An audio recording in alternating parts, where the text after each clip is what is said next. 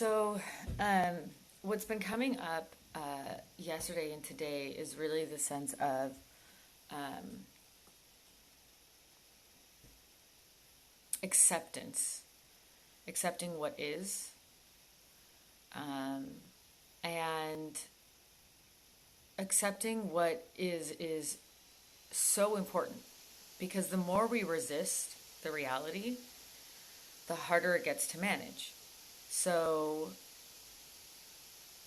and not only that, not only the harder it gets to manage, it it persists, right? There's this phrase, what we resist persists. So your whether that's fear, whether that's anxiety, when we don't look at it, we think that like looking at our feelings or calling them out um, is going to be worse than actually feeling them. But that's not true. The truth is that, and I'm not saying feelings aren't uncomfortable; they're uncomfortable. Um, but but the truth is that when we don't call them out, when we don't talk about them, we they persist, they grow. But I'm not even just talking about like our own feelings right now. I'm talking about the reality around us. So I've kind of been hearing a lot of talk lately about like, well, when we all go back to life, when we all get back to normal. I don't like. I think we need to all accept we don't know what normal is, and um, I've noticed a lot of people sort of kind of creating like a makeshift um, uh, like like a makeshift life right now. Um, and I had to even notice that for myself recently. Like I'm sort of still in like this in between. It's going to be really hard to cope if you're in the in between. Um, I think the first key is accepting that this is our reality right now and is facing what is. It is the key to being resilient. It is the key to overcoming challenges. Um, and we have this idea in psychology that that one of the first stages of grieving is denial. For some people, that is. By the way, I've worked with plenty of people who've grieved who never went through the denial stage. So I'm not convinced that that's a necessary component of. I'm not convinced that that's a necessary component of grief. But I think I am seeing that we're all seeing that a lot in our society today, and I think we just need to say like this is reality, right? We don't know how long it's going to last, and the more we try to kind of, well, when we go back to normal, when this happens, is almost it's taking us outside of what's happening right now, which is it's we're trying to cope. I totally get that, but we're being called to be with what is. Just being with what is. This is what is real right now. It is. This is what is real right now. And it's not easy, but there's something about facing reality that sets you free. It sets you free. The longer you stay in denial, the longer you kind of hold your breath waiting for it to be over, um, the more you suffer, honestly. And this applies to all parts of our lives, right? So, I mean, I see this all the time with my clients, whether they're grieving or whether they're dealing with chronic illness. Um, and we're very good at that. Our minds are very powerful. We're very good at convincing ourselves of some like alternate reality. The truth, though, is that the alternate reality I want you to be in is in a heightened mental state, an emotional state that comes from acknowledging what is. So if you start with what is, if you start with the reality, facing the reality of what is, then you can actually create a really powerful emotional and cognitive state that is able to manage all of that. So if you look at like first responders in a crisis, right? They're able to manage things that most of us would just freeze. We would just freeze and stare at a scene and just be like not know what to do. But those who are trained as first responders are able to go into action. They are able to kind of take in what is immediately, and then they're able to help and to be of service and to save lives and whatever it is. So right now in our own lives, we need to be able to look at what is, accept what is. This is happening. It's real. And to be in that acceptance. And from that acceptance, we can act. From that acceptance, we can move. We can be different. We can grow. But we're not able to move into the growth until we accept what is. And I know that that's hard. I do. And I don't know that, I think a lot of us might think that because we're immersed in the magnitude of the situation, how many deaths and how many friends and the hospitals and, even those who are trying to help in different ways, that doesn't necessarily mean that you're in touch with what is. I see so many people posting article after article after article, guys, like it's rough. It's rough. I just don't want to open any windows anymore. Like, no more internet browsing is what I want in my life. And I have to work. And I have to be writing articles. And I'm just like, But the more you share and post how much people are suffering and, the new cases of coronavirus and all of this, that's actually not being in touch with what is. We think it is, but it's being in touch with sort of, how do I explain this? This is so hard. I wish I had thought more through this before I started talking. Like, why did anyone just want to tap? That's so much easier for me. That I could do with my eyes closed. But essentially, focusing on all of that is actually focusing on the external, and it's focusing on the on sort of the like mask of what we're really feeling. It's like trying to hold on to something tangible, which is ironic because who wants to hold on to the death toll, right? Like, that doesn't sound like that's something we want, but it's something we can process because we know it. That's tangible. We know we can quantify it. There we go. It's quantifiable. Whereas what is in our reality right now doesn't feel quantifiable. It feels too big. It feels too. I've had these weird moments the last couple of days where I'll become aware of myself around 3, 4 a.m.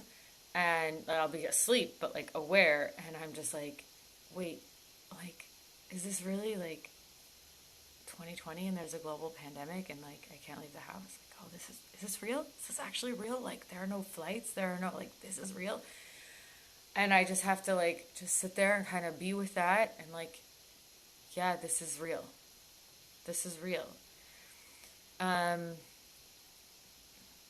And I know it might sound like that's just I don't know, stoic. I don't know, I find stoicism to actually be very optimistic. But again, the more we resist it, the more we stay in tension with our reality, the more we're up in arms over our reality, the less useful we are to society, to ourselves, right? It prevents us from being able to move. And right now we need movement. We need movement within ourselves, right? So you have to keep that energy in motion in some capacity. Otherwise it becomes stagnation, and that's a really, really scary place. And especially with people who are at home alone, you don't want to be in that headspace. That's scary, and we don't know how long we'll be in this. So yeah, I just kind of want to talk about what it means to be in what is. And I think part of it was I saw this infographic this morning that said resistance keeps you suffering and freedom will set you free. And I loved it. I was like, yeah, that's so true. It's so beautiful. But how do you do that? I don't know that other people read that and feel the same, oh yeah, that's so beautiful. I think other people read that and might say, what what does that mean? How am I supposed to accept this situation? So listen, I don't have like some magic fairy dust to, or even some magic tools to help you with acceptance. I mean, it's really about just like being real. It's about being real.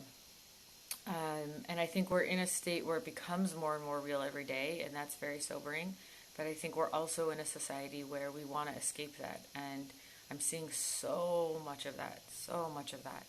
And then I see the opposite, right? I want to like really like honor that on the other side, um, where I'm seeing so much of like people who are facing it early and quickly, and then being able to like move into action and provide solutions where people have needed solutions. Like there's just so many incredible beautiful things happening, and that's coming from a place of like, oh, this is real, this is real. So Cheryl suggested grounding ideas, and I think that that's actually really really on point for this right now. And no, I don't have magic fairy dust. Everyone seems to think that I'm like magic or something. It's not me, it's him. He does it all. Um, so some grounding ideas. This is so important. Um, it's really interesting when we're losing track of like time and space, which a lot of people are experiencing, and there's so many of these like memes going around of like it's Blur's Day, right? Like what day is it? What time is it? What month is it? Um, so so it's really important to stay grounded. What we're feeling is a separation from reality, a dissociation, and that's it's a coping mechanism. Like first of all, our time and space reality has actually changed, and then like things are so intense that we've kind of had to dissociate a bit, and so it's almost like a floating feeling. Someone recently described it to me as feeling like untethered. I thought that was such a good word for this. So so you want to get grounded, you want to come into your body as much as possible throughout the day. Um, so so my favorite way to ground, and I do this every day. This is like so important. And if you can, I'm hoping like people have some access to outdoor space right now. Um, you want to get your bare feet on the ground, on dirt, ideally, um, and just be there. Just being there is enough. The frequency of the earth is so powerful. And they've done amazing studies that show like the difference between like your brain functioning when you're like on concrete or asphalt versus on dirt. And it's so profound. It is so profound, the difference. Like your brain just lights up and everything starts to function. It's really amazing. Um, so but right now what's good is it just kind of brings you back into your body and you ground down. So just being on the earth is really good, but it's great to be mindful of what you're doing. It's great to be mindful of breathing into your body and really like with your inhales, really feeling your inhale, fill your entire body, filling your shoulders, your chest, feeling your abdomen, your legs, and actually feeling yourself then exhale out through the bottom of your feet into the earth is really important. And when you're barefoot on the earth, really imagining energy coming from, I want you to imagine it coming from the center of the earth all the way up through the bottom of your feet, up through your legs, up through your abdomen, up through your chest, coming into your head, just like really filling that space. And so then you're pulling breath from above, you're pulling it in, that's going down through your body. Like to bring that kind of motion, that energetic flow is really good for grounding. You can do that from your house. You don't have to go outside if you don't have access to outside space right now. Something that another technique I like is if you can't get outside, that when you ground, I'm looking at my feet. I'm like, why? I'm talking to you. Um, this whole live experience. Every day I learn more, guys.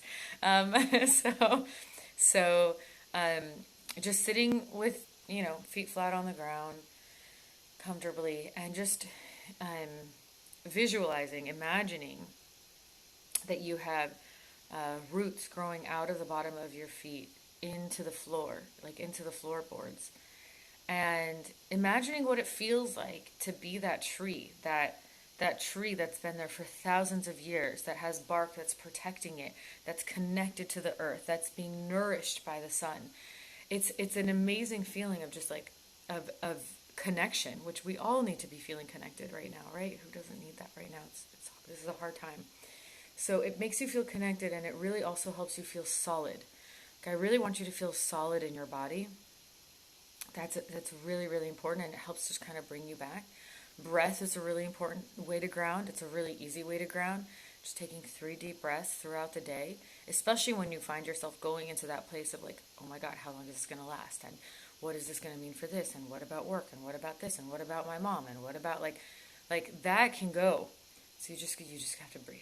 You know, just stop and breathe. Your breath is what keeps you alive.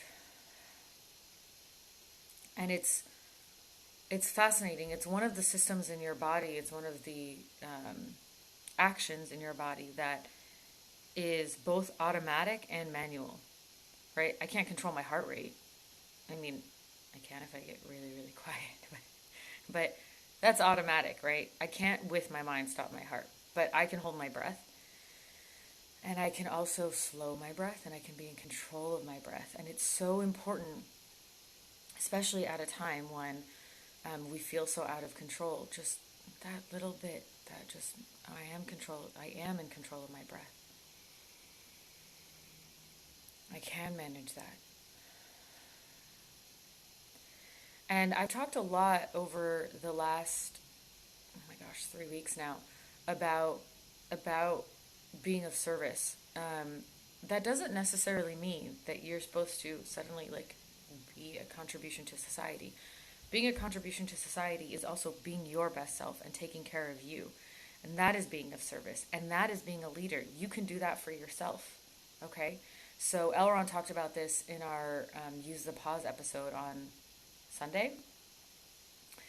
And he said just being with yourself and breathing and learning to be with yourself, which to me is also very connected to grounding and feeling grounded right now.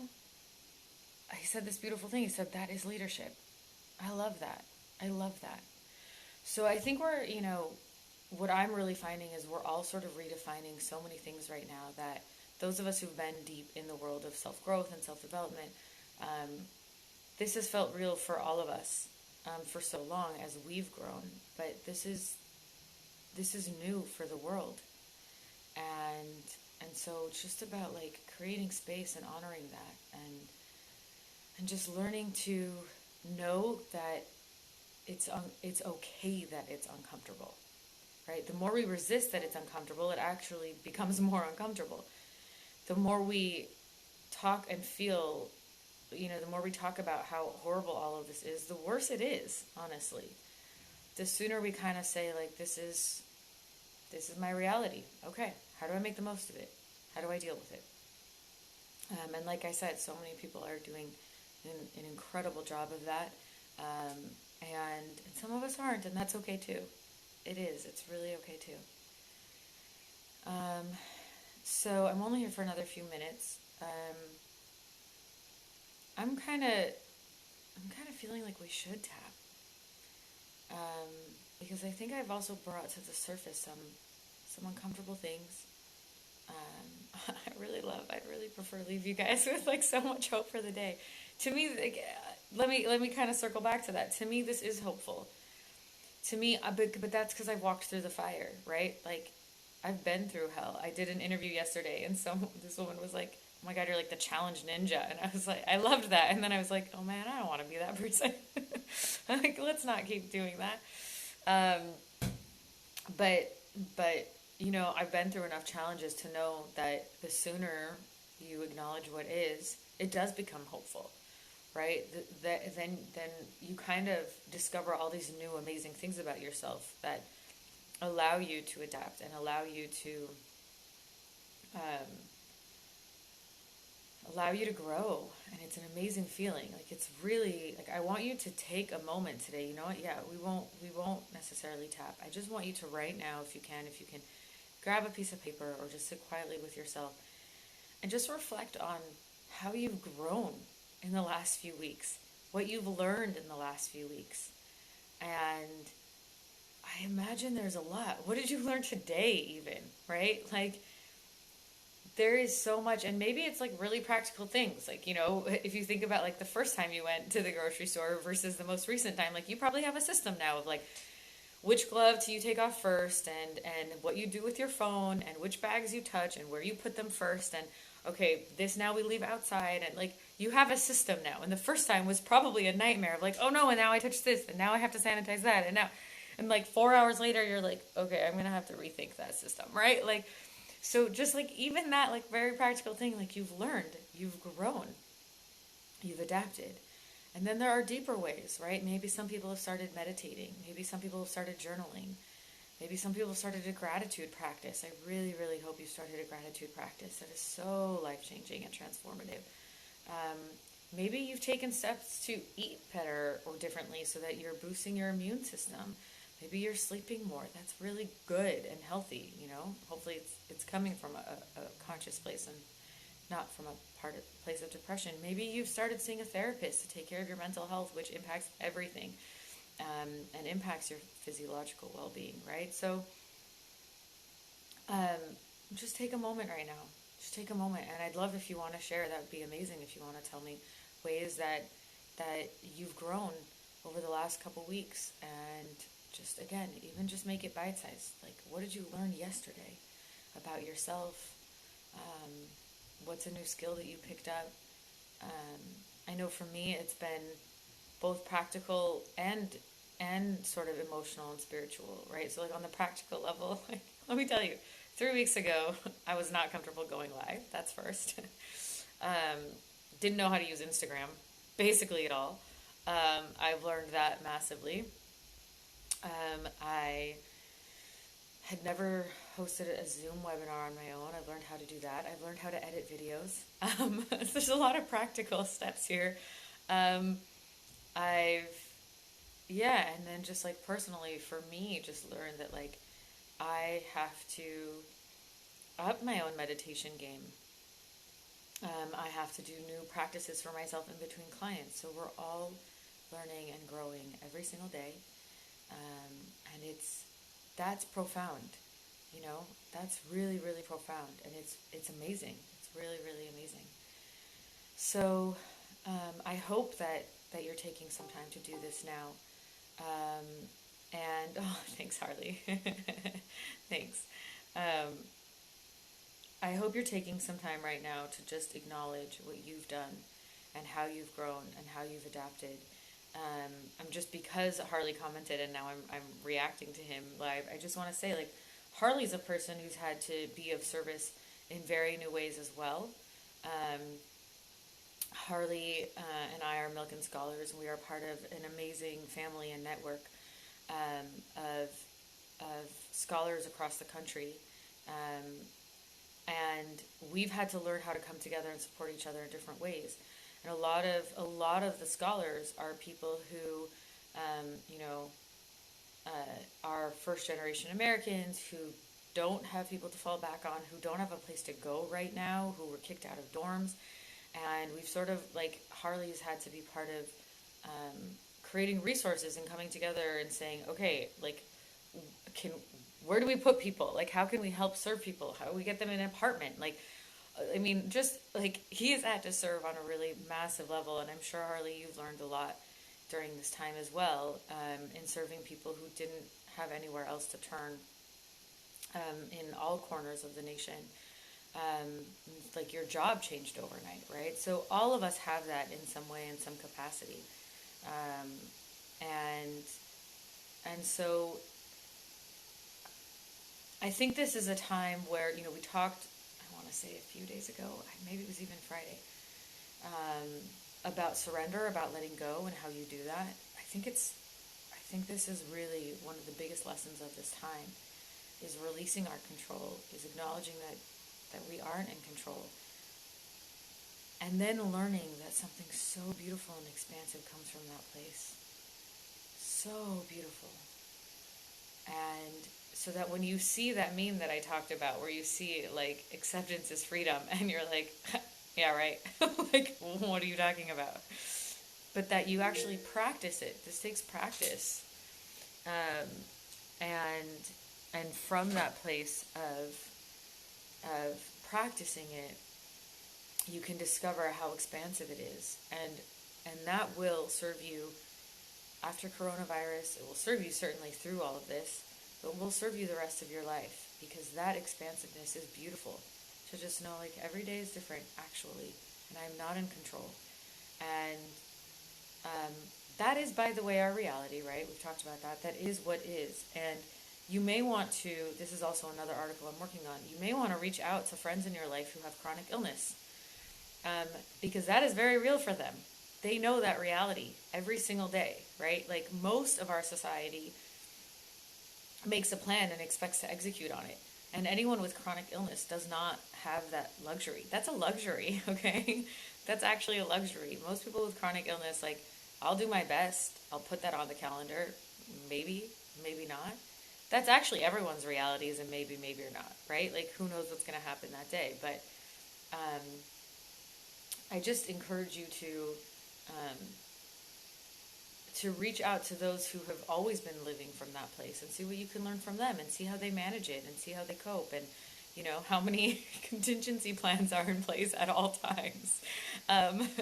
So yeah, I think that's also really, really prepared me so much for this, and why it's been almost so easy to kind of smoothly roll in to this experience, because it's like, well, I don't know, it's not so different from what I viewed as reality beforehand. It's certainly like at a new global scale, and it's unsettling. And I'm just in touch with the fact that it's unsettling, and with that feeling and that awareness. But the more I get in touch with it, it eases. It's like a balloon that like keeps growing and growing. When we don't acknowledge what is, it's just this huge balloon that's like this cloud that's just like following you around, and like you kind of just have to put a pin in it and just start to let the air out. So yeah, I hope that this gave you an insight today. I hope it was a helpful one. And I really, really, really hope that you'll sit down, if you haven't already started this list, and look at like how you've grown, how you've changed, how you've adapted, and how you've expanded yourself over the last couple weeks. Especially for those of us who are going into Passover, we're acknowledging, we are commemorating and celebrating that we were freed from slavery in Egypt. And the word for Egypt in Hebrew is Mitzrayim, which is narrow straits or constriction. So we left our narrow straits to freedom and expansiveness. And that's what we're all experiencing right now. Like, what does it mean to be in these four walls and to have so many restrictions? And what have we actually learned from that, and how have we grown from that? And the sooner we, again, face what is, the sooner we can move into expansion. All right? I hope you have an expansive day. Thank you for being here with me every day and allowing me to learn so much, and I'll see you guys tomorrow.